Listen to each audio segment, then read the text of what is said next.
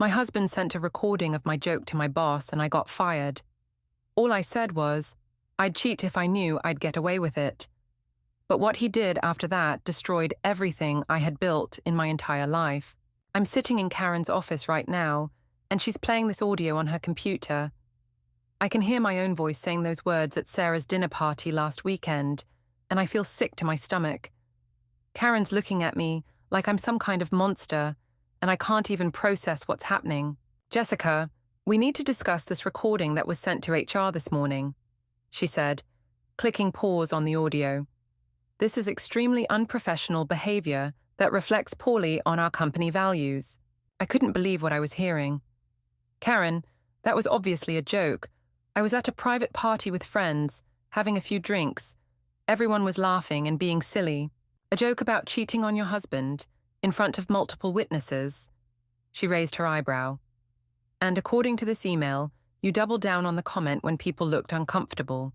My heart was pounding. Mark sent this. My own husband sent a recording of me joking around to my boss. I felt betrayed and confused and angry all at the same time. I can't believe he would do this to me, I said, my voice shaking. This is unbelievable. It was a harmless comment between friends. Karen leaned back in her chair. Jessica, we've received multiple complaints about your judgment and professionalism lately. This is just the latest incident. We're placing you on administrative leave while we investigate. I walked out of that office in a daze. My name's Jessica. I'm 29 years old, and I work as a marketing coordinator at Morrison & Associates. Or worked, I guess. I've been here for 3 years and never had any problems before. Well, maybe a few small issues, but nothing serious. I tried calling Mark 17 times on the way home, but he wouldn't answer. When I got to our apartment, his stuff was already packed in boxes by the door. He was sitting at the kitchen table with this cold expression I'd never seen before. Are you insane? I screamed at him. You sent a recording of me joking around to my boss. I could lose my job over this. He didn't even look up. You should have thought about that before you said what you said. It was a joke, Mark. Everyone was laughing and having fun. Sarah had that wine-tasting theme and we were all being silly. No one was laughing, Jessica. Everyone looked uncomfortable. And when Sarah tried to change the subject, you kept going. I sat down across from him, trying to stay calm. Okay, maybe it wasn't the best joke, but ruining my career over it? This is vindictive and cruel. This isn't about one joke and you know it. He finally looked at me. This is about a pattern. The way you talk about other men, the way you flirt with waiters in front of me, the comments you make about our marriage to your friends. I couldn't believe he was making this about more than just one stupid comment. I'm a friendly person, Mark. I talk to people. That's who I am. You told Jennifer last month that marriage is boring and you miss the excitement of dating. You asked that guy at Starbucks for his number right in front of me and said you were just networking. You constantly make jokes about cheating and then act like I'm being sensitive when I don't laugh. This was getting ridiculous. Those were all innocent situations, and you're twisting them into something they're not. Mark stood up and grabbed his keys. I'm staying at my brother's. My lawyer will contact you about the divorce papers. Divorce papers? I felt like the room was spinning. Over a joke, you're going to end our 3-year marriage because I made one stupid comment at a party. Like I said, this isn't about one joke. He headed toward the door. Check your phone. Your friends have been calling. After he left, I looked at my phone and had 12 missed calls from different people. Sarah called me back immediately when I dialed her number. Jess, honey, what's going on? Mark sent everyone this audio file with a really angry message. My stomach dropped. He sent it to everyone who was at the party? And to both your families. And I think he sent it to your work too, because he mentioned teaching you consequences for your actions. I felt like I was going to throw up. Sarah, you know I was just kidding around, right? You know I would never actually cheat on Mark. There was a long pause.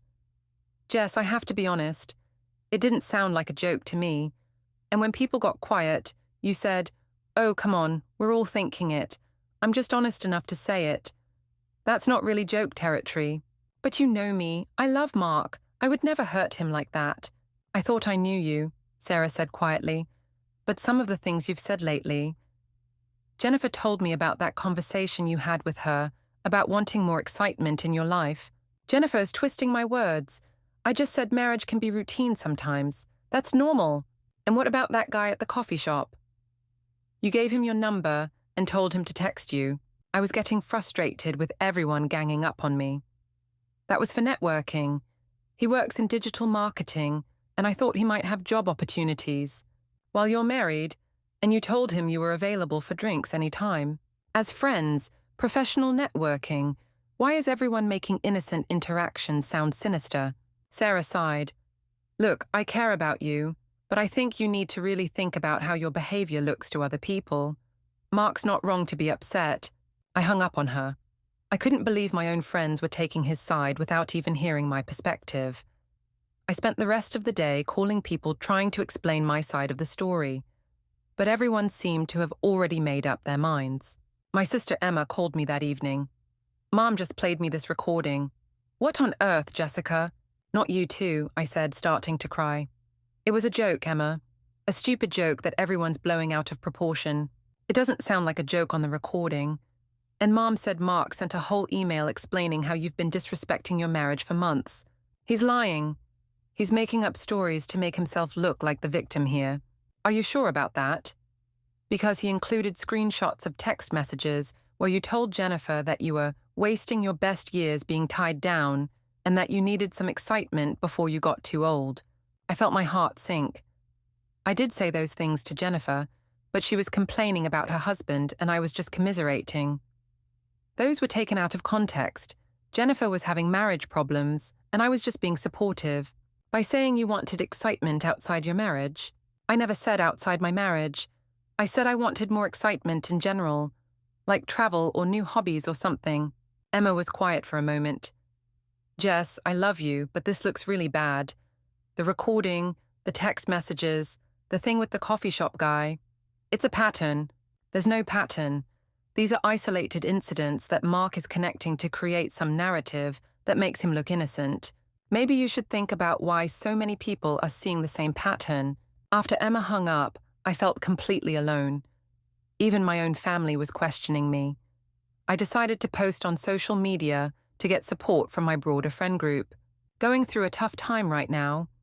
It's amazing how people can twist innocent comments and turn them into something malicious, feeling really betrayed by people I trusted. Sometimes being honest and fun-loving gets you punished by people who prefer fake and boring. The responses weren't what I expected. Most people just left heart emojis, but a few people commented things that made me uncomfortable. Lisa from college wrote, "Girl, I heard the audio. Maybe time for some self-reflection." My cousin Mike commented, "Sounds like there might be more to this story." Even my coworker Janet, who I thought was my friend, wrote, "Professional behavior matters even in private settings." I deleted the post after an hour because I wasn't getting the support I needed. I decided to call Mark's brother Dave to see if I could talk to Mark through him. "Dave, this is Jessica. Can you please tell Mark to call me? We need to work this out like adults." "Jessica, I don't think that's a good idea right now. Mark's pretty devastated." "Devastated? He's the one who destroyed my career and humiliated me in front of everyone we know. He's the one who betrayed me. Look, I've known you for 3 years and I've always liked you, but the things Mark told me, the pattern of behavior, it's concerning." "Not you too. There's no pattern. Everyone's seeing connections that don't exist. The coffee shop thing happened right in front of me, Jessica. I was there when you gave that guy your number and told him you were free for drinks. Mark was in the bathroom and you acted like it was some secret. I remembered that day differently. I was networking professionally, and I didn't want Mark to think I was bothering him with work stuff. You told the guy your husband was boring and you needed some fun in your life." "I did not say that." "I heard you say it, Jessica, and when Mark came back, you acted like nothing happened." I hung up on Dave too. It felt like everyone was ganging up on me and rewriting history to make me look bad. I spent that evening going through my text messages and social media to see if there was anything that could be misinterpreted. Maybe some of my comments could be taken the wrong way if someone was looking for problems, but that's true for anyone. Everyone complains about their spouse sometimes. Everyone flirts harmlessly with other people. Everyone makes jokes that could be misunderstood. The next morning, I got a call from Karen asking me to come in for another meeting. When I got to the office, there were two people from HR I'd never met before.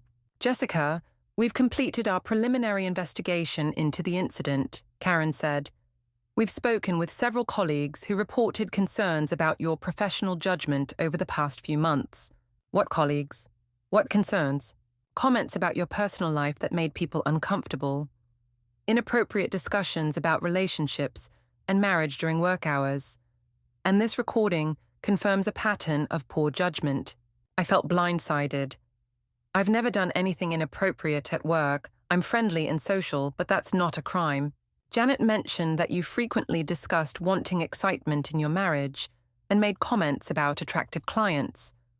Tom said you asked him personal questions about his dating life that made him uncomfortable." Those were normal workplace conversations. People talk about their lives, not about wanting to cheat on their spouses. I never said I wanted to cheat.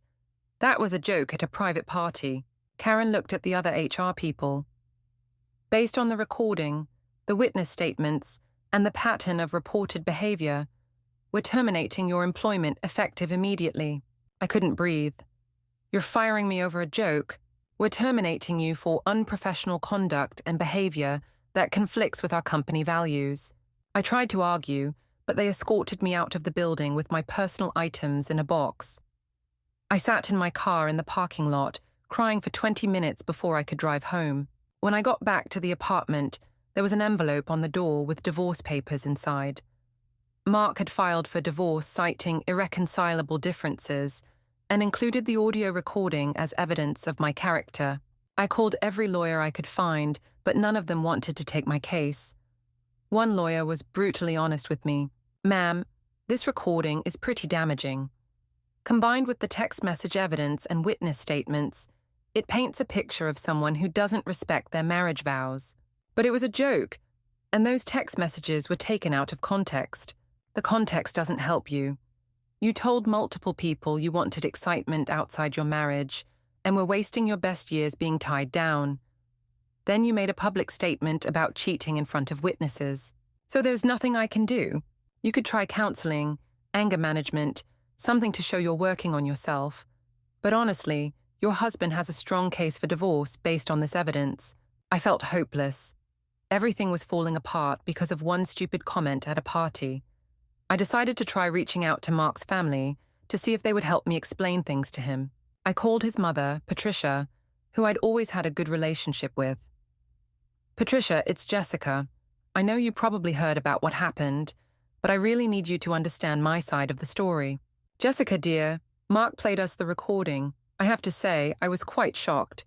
It was just a silly joke between friends. I love Mark, and I would never actually cheat on him. But you said you would if you knew you could get away with it. That suggests you've thought about it." "No, it was just a random comment, like when people joke about winning the lottery or something. It doesn't mean they're actually planning to do it." Patricia was quiet for a moment. "Jessica, Mark also told us about some other incidents. The man at the coffee shop, the comments about your marriage being boring, the text messages to your friend. Those are all being blown out of proportion. Mark is making innocent interactions sound suspicious because he wants to justify his extreme reaction. I think you should consider that maybe your behavior has been hurtful to Mark for a while, and this was just the final straw." Even Mark's mother was taking his side.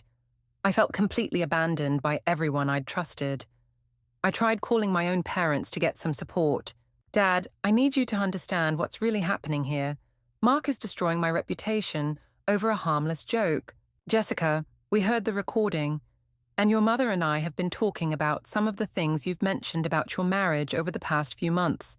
"What things?" "Comments about feeling trapped, wanting more freedom, asking us if we ever regretted getting married young." I had made those comments, but they were just normal relationship doubts. "Everyone has doubts sometimes, Dad. That's normal. Combined with this recording, it doesn't look normal. It looks like you've been unhappy in your marriage for a while, and considering your options." I wasn't considering anything. I was just venting normal relationship frustrations. Maybe, but the way you expressed those frustrations was inappropriate, and making jokes about cheating in public is never acceptable. My own parents were doubting me. I felt like I was living in some alternate reality where everyone had lost their minds over one comment. The next few days were a nightmare. Friends stopped calling me back. My social media posts got fewer and fewer likes and comments. People I'd known for years were treating me like a pariah. I tried to go to my favorite coffee shop, but the barista, who I'd chatted with dozens of times, was cold and professional. I realized word was spreading throughout my entire social circle. Jennifer finally agreed to meet me for lunch to talk. I thought she might be able to help me since she'd been having her own marriage problems. Jen, thank God someone's willing to listen to me. This whole situation is unbelievable. Jessica, I have to ask you something directly. Did you mean what you said at the party? Of course not. It was a joke. But you've said things to me about wanting excitement and feeling tied down. And you asked me if I ever thought about what it would be like to be single again. Those were hypothetical conversations. We were talking about marriage in general. Jennifer looked uncomfortable. You also asked me if I knew any single guys who might be interested in a hypothetically single friend. I felt my face get hot. That was just girl talk. I wasn't seriously asking you to set me up. It didn't feel like girl talk to me. It felt like you were testing the waters to see what your options might be. You're reading way too much into casual conversations. Maybe. But when I heard that recording, it connected all those conversations in a way that made sense. Even Jennifer was turning against me. So you think Mark was right to destroy my entire life over this? I think Mark was right to protect himself from someone who might cheat on him. I left that lunch feeling more isolated than ever. It was like everyone had collectively decided I was guilty of something I'd never even considered doing. That weekend, I drove by the house where Sarah's party had been, remembering that night. I'd had 3 glasses of wine and was feeling relaxed and social. The conversation had turned to relationships, and someone made a joke about men having wandering eyes. I thought I was being funny and edgy when I said I'd totally cheat if I knew I'd get away with it. Like, who wouldn't want some excitement? When people got quiet, I doubled down because I thought they were being prudish. Oh, come on, we're all thinking it. I'm just honest enough to say it. Looking back, maybe it wasn't the best joke, but it was still just a joke. I never meant anything by it. I love Mark and I've never cheated on him, or even seriously considered it, but Mark had been recording our conversations on his phone for weeks. He had audio of me telling Jennifer I felt trapped sometimes. He had recordings of me complaining about our routine. He even recorded me talking to that guy at the coffee shop, though I still maintain that was just networking. When he played all this evidence for people, it created a narrative that I was an unfaithful wife looking for opportunities to cheat. But that's not who I am. Those were just isolated comments taken out of context and strung together to create a false story. The divorce went through quickly because I couldn't afford to fight it. Mark got to keep most of our shared assets because he claimed my infidelity threatened the marriage, even though I never actually cheated. I had to move back in with my parents temporarily while I looked for a new job. But word had gotten around the professional community about why I was fired, making it hard to find employment. My mom tried to be supportive, but I could tell she had doubts. Honey, maybe this is an opportunity to reflect on how you communicate with people. There's nothing wrong with how I communicate, Mom. I'm just more open and honest than most people are comfortable with. But openness has to be balanced with respect for your marriage and your spouse's feelings. I always respected Mark and our marriage. These were private conversations and jokes that got twisted into something they weren't. My dad was more direct. Jessica, I think you need to consider that multiple people independently came to the same conclusion about your behavior. That's not a coincidence. It's not independent when they're all hearing the same biased evidence in Mark's version of events. We heard the recordings ourselves. We saw the text messages. This isn't just Mark's version. Even my own parents thought I'd done something wrong. I felt completely misunderstood by everyone in my life. I finally found a job at a smaller marketing firm, but the pay was significantly less than what I'd been making. My new co-workers were polite but distant, and I suspected they'd heard something about my previous employment situation. Mark blocked me on all social media and changed his phone number. I heard through mutual friends that he was dating someone new, which felt like a betrayal, even though we were divorced. I tried to rebuild my social life, but most of our mutual friends had chosen his side. The few people who still spoke to me treated me differently, like they were walking on eggshells around me. Sarah invited me to her birthday party, but I could tell people were uncomfortable with me there. Conversation stopped when I joined them. People made excuses to move away from me. I left early and cried in my car for an hour. Everything I'd worked for was gone. My marriage, my job, my friendships, my reputation, all because of one stupid joke that everyone misunderstood. 6 months after that party, I was living alone in a studio apartment, working a job I hated, with almost no social life left. Mark had moved on completely and seemed happier than ever with his new girlfriend. I kept replaying that night over and over, trying to understand how everything went so wrong. Yes, maybe my joke was in poor taste, and maybe some of my comments to friends could be misinterpreted if someone was looking for problems. But I never cheated. I never planned to cheat. I never even seriously considered cheating. I was just someone who spoke without thinking sometimes and made jokes that pushed boundaries. Mark took that one moment of poor judgment and used it to destroy everything. He turned everyone against me by presenting a carefully curated collection of evidence that made me look like a serial cheater when I'd never even kissed another man. The worst part was that everyone believed him. My friends, my family, my co-workers. They all saw the same pattern that I couldn't see. They all thought I was lying when I said it was just poor judgment and bad timing. I started seeing a therapist, but stopped when she suggested I examine my own behavior, instead of understanding that I was the victim. A year later, Mark was engaged to someone new while I was still struggling to rebuild my life. I moved to a different city to start fresh. I became more careful about my words, more guarded in my interactions. The spontaneous, fun-loving person I'd always been felt dangerous now. Every joke could be misinterpreted. Every casual comment could be used against me. My parents visited my new apartment and seemed relieved that I was settling down and being more mature. But I didn't feel mature. I felt beaten down and afraid to be myself. "You seem different, honey," my mom said. "More thoughtful about what you say. I learned that people will twist anything you say if they want to find fault with you. Or maybe you learned that words have consequences, and marriage requires more discretion than single life." Even now, she thought the lesson was about me changing rather than about Mark overreacting. I felt like I was living in a world where I was the only one who could see the truth. 2 years after that party, I still couldn't understand how one joke destroyed my entire life. I'd never cheated, never planned to cheat, never even come close to being unfaithful.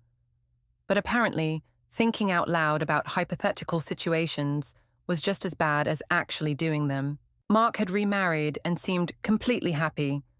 He'd successfully painted himself as the victim of my emotional infidelity and gotten sympathy from everyone we knew. Meanwhile, I was still dealing with the consequences of that one night. Sometimes I wondered what would have happened if I'd just apologized immediately instead of defending the joke. But I shouldn't have had to apologize for being playful and honest about my thoughts. The friends I lost, the career I destroyed, the marriage that ended, all of it could have been avoided if people hadn't overreacted to one moment of poor judgment. But instead of understanding that everyone makes mistakes, they decided to make me a cautionary tale about respect and fidelity. I still don't understand how one joke destroyed my entire life. Subscribe if you think some jokes should stay in your head and not come out of your mouth. Hit like if you've ever said something you immediately regretted. What's the worst joke you've ever heard at a party? Tell me in the comments.